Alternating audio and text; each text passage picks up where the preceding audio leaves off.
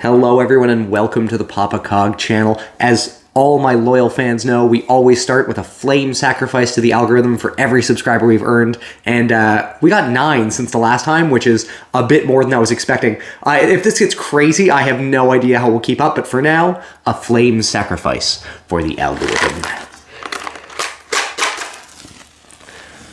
For you, almighty algorithm, a flame sacrifice for your honor. Yeah, more than 9 might be a bad idea.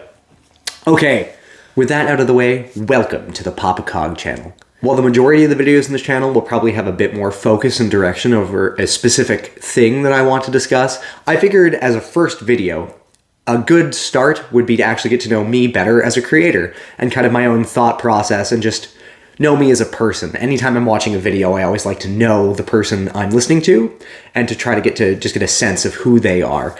So I figured a good place to start would be kind of explaining why I enjoy certain things. And I found almost immediately, for me, this largely revolves around the idea of perfection, which I think is a pretty natural thing, right? Whenever anybody consumes any form of content, very natural human thing to do, right, is to immediately rate it on a scale from either 1 to 10, number of stars, whatever, in which we're trying to kind of determine how close it is to reaching our own conceived idea of what is perfect, right?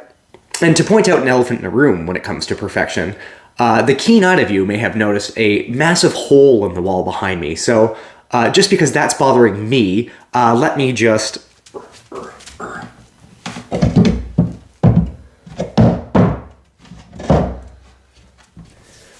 Perfect. And as you can see, it came with its own cat, which is a bit of a nice addition, I suppose. But is it though? Is it perfect? Or is it just good enough? And to be honest, I'm still super self-conscious about it, hidden or otherwise. So what do you do in that situation? Do I just not post the video? Maybe. But I guess for the sake of content, and because you're watching this, let's just push forward. So let's discuss perfection. And please leave your own comments down below if you find anything I say right, wrong, or otherwise. This is just meant to kind of be an open discourse in which I kind of speak about things to get people thinking, myself included. And so, for your viewing and auditory pleasure, I have included a list of topics in a YouTube-friendly numbered list. Part 1. I have no arms and I must feel. Aphrodite is the ancient Greek goddess of love and fertility, often depicted as the most beautiful woman to have ever existed. She was also identified with the planet Venus by the Romans. Aphrodite, despite having been passed forward through many forms of popular culture and video games, media, etc., one famous example of the ways that we know Aphrodite is the statue of Aphrodite of Knidos by Praxiteles. Now we know that it was a statue of Aphrodite just from historical record, but interestingly, the statue itself is actually headless and armless. It was destroyed as the march of time has moved forward, in which it is no longer recognizable or even known what it originally looked like. Despite this, not knowing the grandiosity of the complete design or what it may have looked like when fully completed by Praxiteles, many people still consider it to be beautiful, myself included. And some even find it more beautiful because of these flaws. As an aside though, could you imagine being Praxiteles in this situation, where you put your blood, sweat, and tears into something and made something essentially perfect, a beautiful sculpture of a goddess that is known through time and history, only to find out it was broken? And even more strangely, some people seem to prefer it that it's broken. Like, would you be relieved that people still love your work? Would you be angry that it was broken and nobody took proper care of it? Or, I guess, would you just be dead because it's been a couple of thousand years? Probably the last one, but who knows, right? And I mention this statue, of course, as a relevant, beautiful figure, right? Something that is known mythologically as a perfect, flawless figure that is somehow improved, possibly, by actually being damaged. And so that leads us directly into part 2, the Mary Poppins problem. The idea of perfection, right, is something that is actually pretty self-evident when you kind of internally reflect on how you feel about the idea of perfection. It is something that is flawless, complete, total, kind of absolute in its status. But then there's Mary Poppins. She was perfect, right? She said so herself. As I expected, Mary Poppins practically perfect in every way. But let's be real, Mary Poppins is kind of like really scary when you think about it, right? A witch flies down from the sky with an umbrella and everyone's cool with her watching their children. She instantly starts taking over their lives, traps them in chalk drawings to teach them lessons. I mean, all of this, of course, is because she believes in a specific idea of what is a perfect child. And certainly, that might be a perfect idea for their parents, but maybe not for Jane and Michael Banks, right? Which, as another aside, why are we doing Winnie the Pooh horror movies when we could be doing Mary Poppins horror movies? Like, just coming down from the sky and abducting children with her creepy, like, parrot umbrella? Like, man, I want to watch that movie. So was Mary Poppins perfect? Maybe. I guess it depends on who you ask, right? But if perfection is a relative term, something that shifts depending on the way the wind blows, how can we even determine what perfect is, right? Part 3. Perfect flaws. So now that we've established that perfect isn't really an absolute term, and in fact can actually shift and is relative, there's another thing that further complicates this idea, of course, which is perfect flaws in items. I think a pretty common and relevant example of this, right, are movies that are so bad they're good. Things like The Room, my personal favorite, Birdemic, in which things can have flaws in them that improve them to an extent that they're more admired for those flaws, right? And this can apply to all sorts of things, not only artistic mediums. As a personal interlude, this can even apply to food, actually. So my favorite example of this is actually Oasis orange juice, something that I used to drink all the time when I was growing up, as it was something that was cheap, easily accessible, and my mom just bought all the time. And let me tell you this, Oasis, if you're listening, your juice defined my childhood, honestly, in that it was absolutely awful. It tasted like battery acid. The texture was somewhere of like paper mache kind of oranges that were mushed into water, blended, and it was so thick and so bitter and sour. And yet, I would drink a glass right now if I could find it. And I tried for this video, honestly. They've definitely improved whatever monstrosity existed in the paper cartons, I think that they were, with this weird little plastic screw top on top that we used to purchase when I was a child. But still, I would happily drink I would drink a carton of it because that taste, while absolutely awful, made it unique. It is something that stands out in my mind vividly. I could describe it as I just have, time and again. And that is a powerful thing. It's something that I can recall and recount to. It's nostalgic, and it is great. I love that, and I wish I could recapture that horrible flavor just for a moment to remember being a wee boy once again. To bring it back to the arts, right, another very pertinent example of this is the endless culture war between what is better, between classical art or modern art. Like, am I the only one that feels that most classical art, while beautiful, is kind of dull, it's boring, it's the same thing I've seen 1,000 times, and while it will often elicit a feeling of admiration for the painting or piece, at the same time, I'm looking for something different, something unique, something that makes it stand out from everything else around it. Like, we've all seen 1,000 naked buff dudes with a leaf on their groin, and I don't know, just something that's a bit different than that, while equally impressive, you know, could be better, right? And yet, at the same time, let's be real, a lot of modern art is just frankly awful. It is so unique and individual as to what is trying to be communicated, and is often done on a level that is far greater. You need to have a much deeper understanding of what the artist was intending to achieve in order to actually appreciate the work. One such example, of course, is Robert Rauschenberg's completely white painted canvases. And at face value, right, that sounds like something that's ridiculous. Why would anybody want to observe a completely white canvas that is indistinguishable from a canvas that hasn't been painted on? And that's exactly the point, right? The amount of technical skill that's required to actually paint a canvas, to not show any brush strokes, in which it is covered with layer upon layer of white paint and not actually show evidence of having been painted, is really impressive and kind of cool, but you really need to know that first, otherwise you're just looking at a blank piece of canvas.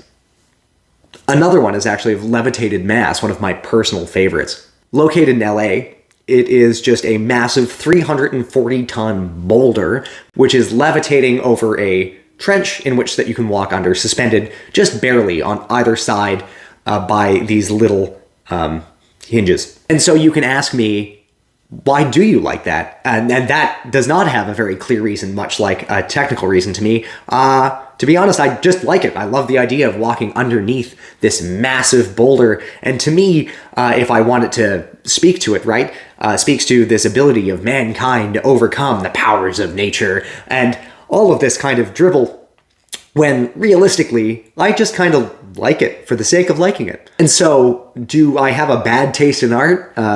Probably. It's just a giant fucking boulder and I love it. But does that matter? Maybe not, right? I think that's where one of the key distinctions exists, that in classical pieces, we can all agree it's supposed to look good, and we're all cool with that. Whereas modern art is much more interpersonal and subjective, like how I would drink Oasis orange juice of that old kind, and I imagine most people never would again, and that's why they changed the flavor. So it's interesting, right, that we seem to actually not like it when things are completely perfect, but rather are drawn to things that have little flaws that are distinguishable and memorable to us.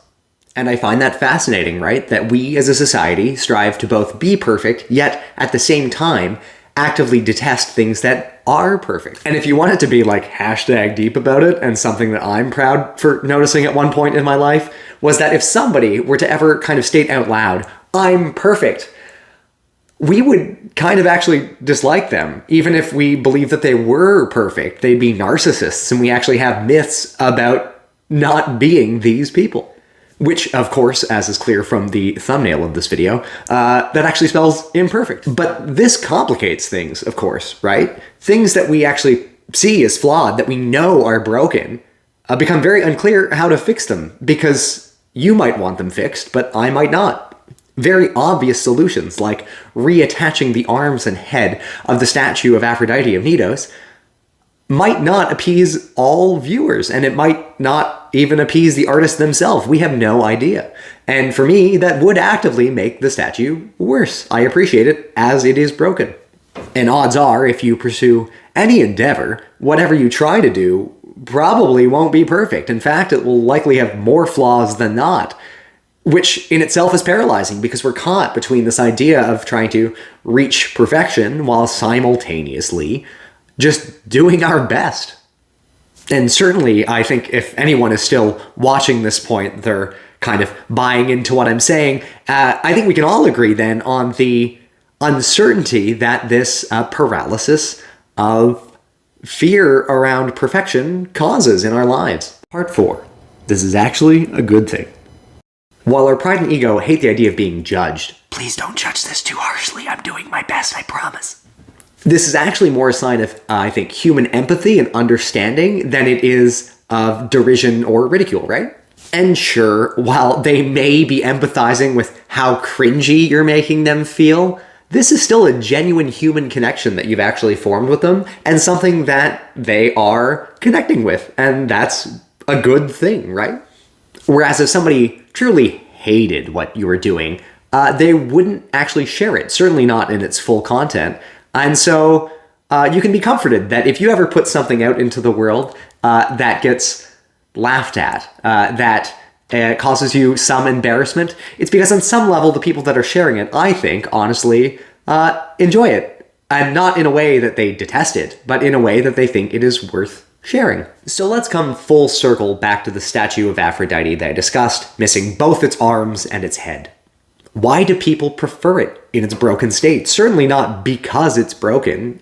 In fact, I think it's because we find that an imperfect object that is meant to be beautiful is very relatable. It speaks to our souls of something that is trying to do its best and kind of failed. And I think that is something that you or I or anyone else has experienced at least once in their lives. I'm probably doing it right now. Even the statue of the most beautiful goddess to have ever existed is flawed. And that's okay. But of course not, by the way. This isn't like a recent thing. This has happened like hundreds of years before any of us were born. But yeah, no, of course, some sculptors had to just kind of, recreate it and complete it with its arms and its head, because nothing is ever good enough when it's broken, right? Like, we could never just leave something beautiful to be beautiful. We always have to try to improve on it. But nobody could just, let people have their beautiful, headless, armless bust of a woman alone. Cool. Anyways, rant done. Part 5. Shoot for the moon, and even if you miss, you'll float through the endless abyss of space forever. Like, seriously, was Norman Vincent Peale like a flat spacer or something, like landing amongst the stars? But for real, the picture he describes is obviously quite vivid. I think that's quite relatable, right? That we should always just kind of do our best, and even if we miss, we will still be among the celestial bodies. That ultimately we should strive for perfection, but accept that even when things have flaws in them, it's actually what kind of humanizes our work and makes it relatable and often loved to those around us. And so as this discussion of perfection comes to a close, I find it difficult to draw any conclusions to be made from such kind of a long, open discourse that actually relates to creators and creatives and the idea of how we shouldn't stress over perfection, because, again, these flaws can be admirable, and instead, I think the only suggestions and conclusions we can draw relate to the consumers. You. Conclusion. Don't be an asshole. But let's be real. I know that's actually a big ask, right? I don't think it's possible to ask anybody to just never judge anything that they look at. That is an unrealistic and unfair expectation. We do it all the time. I'm being judged right now. Besides, if somebody's actually doing something that's cruel, immoral, unethical, they should be judged. We shouldn't actually refuse to judge things that are bad. No, what I'm actually saying is that when we do judge, we shouldn't only offer criticisms, and in fact really focus on positive affirmations. Never judge somebody's efforts or what they've done as poor without offering possible solutions on how to improve it. And for that reason, I entirely expect the top comment down below, if anyone's still watching, that I have bad opinions and I should probably work on getting better ones. But for real, I think this last part is actually crucial to kind of good, healthy human interactions that are supportive for those around us. To apply this idea to modern art is probably actually one of the easiest ones, because it's something that has very unclear outcomes, right? And a very difficult understanding of what an improvement would be. So, for example, let's look at this modern art of a banana taped to a wall. This is unambiguously garbage. No, I'm kidding. But it proves my point in that my idea of improving it is different than yours, certainly, and we can all make recommendations, but because it's a nebulous idea in which the artist clearly had something in mind and it's something I clearly don't understand, the only thing I actually can offer to this, right, is a negative comment, because I don't like it. And that's okay, but I also don't need to say that, because my opinion on that doesn't matter. It's not something that affects me. But on things that we can affect, we should. Be it politics, policies, anything in your day-to-day life in which you view something that you judge as being wrong and have an idea for a solution, you should propose it in a kind way, of course. But it's important to communicate those ideas where possible, and that, at least for me, has really helped me to be able to better direct my energies to things that I can improve rather than wasting them on things that don't matter. And yeah, with that concludes this probably pretty lengthy video. If anyone is still watching, thank you so much. It means a lot to me to help grow this channel, and I really hope to see you guys next time. I don't know if these will be common on the channel. I plan to probably do a video of this type and size probably about once a month. So if you hate this and you have subscribed for another type of video that has been circulating around the channel, don't worry, this might not be for you. On the other hand, if a lot of people really like this type of content, I might do it more. But I will say, for everyone that is here as a subscriber purely from YouTube, thank you so much for watching, listening, subscribing, all of that jazz. It means the world to me. You guys can leave, and I have a private message for the person that I've actually made this video for. And of course, feel free to eavesdrop, I won't tell. This has been a personal project of mine that I was debating for some time as a way of being a sort of time capsule to communicate with people that are important to me that I might not be able to should I untimely pass away. And that's why these plan to be pretty sporadic in nature. I think that there's something that I don't really feel qualified to lecture at a bunch of strangers about philosophies and politics, but I do want people to get a sense to know me, I guess both as a content creator, because I like thinking that my, idols on YouTube and stuff are relatable, but also so that people that are meaningful to me in my life, that I have meant something to in their lives, know me a little bit better, And so part of that is that I'm telling absolutely no one I know that I'm doing this. I think part of the joy of this, right, is that if this succeeds, I will surprise people one day that I suddenly have a large YouTube channel and I have left all these little secret messages for them throughout my videos. And I love that. I think that's really cool, and I really hope we could achieve that. If not, and this fails miserably, I unfortunately probably did pass. And you guys found out about this through a private message or an email or something that I sent alluding to this channel as a hidden thing at some point in the future. And if that's the case, I just want to say, I hope everyone's doing well. I hope that you guys are happy, and I hope that these videos are enjoyable to you, and that they bring some sort of solace or enjoyment to you guys. So, hi, I'm sure I miss you a lot, and see you next time. Bye.